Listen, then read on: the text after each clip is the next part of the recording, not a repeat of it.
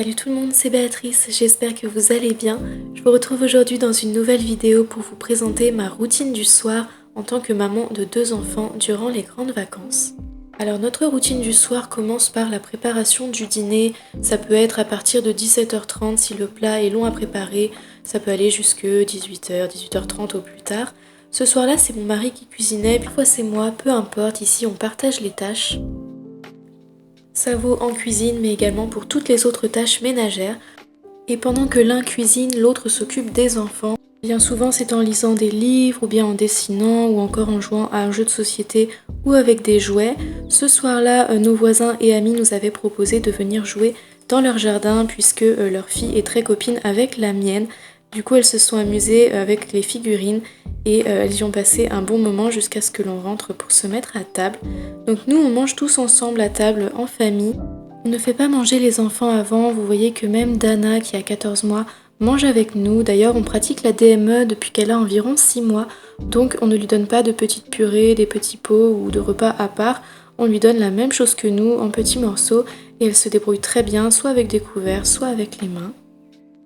Ce soir-là, mon mari nous avait régalé avec du poulet au four, des pommes de terre rissolées et des brocolis vapeur, le tout fait maison bien évidemment. Et sinon, à table, nous buvons de l'eau, nous ne buvons jamais de boissons sucrées, de soda, d'eau gazeuse, etc. Mon mari boit un petit peu de vin, mais sinon c'est vraiment de l'eau, à part pour les exceptions, les petits apéros. Là, on peut prendre une petite boisson sucrée, mais c'est très rare. Ensuite, je fais la vaisselle.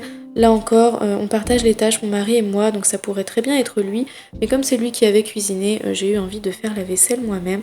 Nous, on fait la vaisselle à la main, parce qu'on n'a pas de lave-vaisselle. De toute façon, pour le moment, on n'est pas très nombreux, donc ce n'est pas quelque chose qui nous manque. Pour nettoyer la vaisselle, nous utilisons un liquide vaisselle acheté en vrac chez La Vie Claire. Et j'utilise encore de simples éponges jetables, parce que pour l'instant, aucune autre option ne me convient.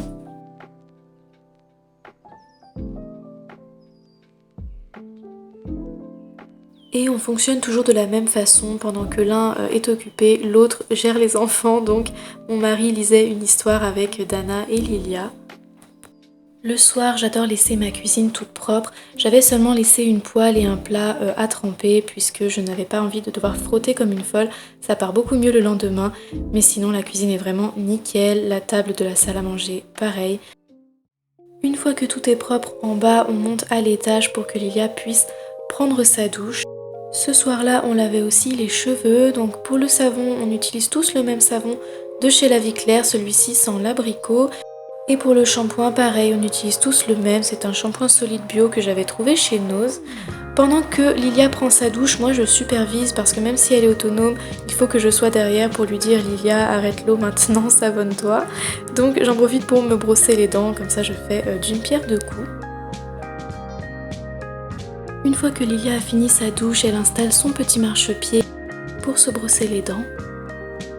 Une fois qu'elle a brossé ses dents, elle met son pyjama et moi je lui fais sa fameuse tresse pour la nuit pour un démêlage plus facile et rapide le matin.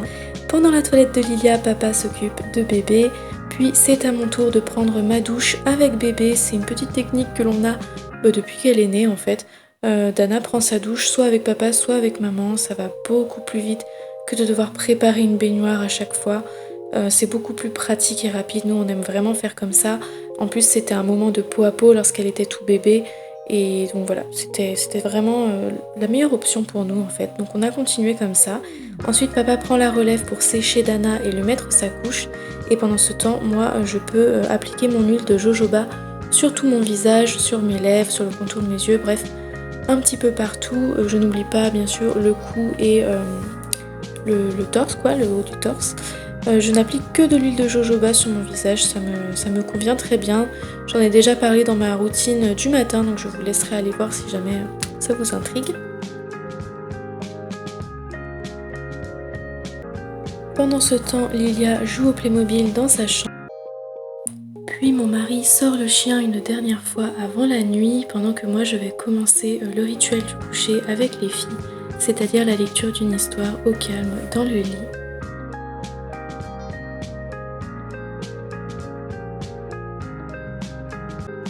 Dans cette famille, on accompagne les enfants dans le sommeil, on ne quitte pas la pièce s'ils ne sont pas endormis.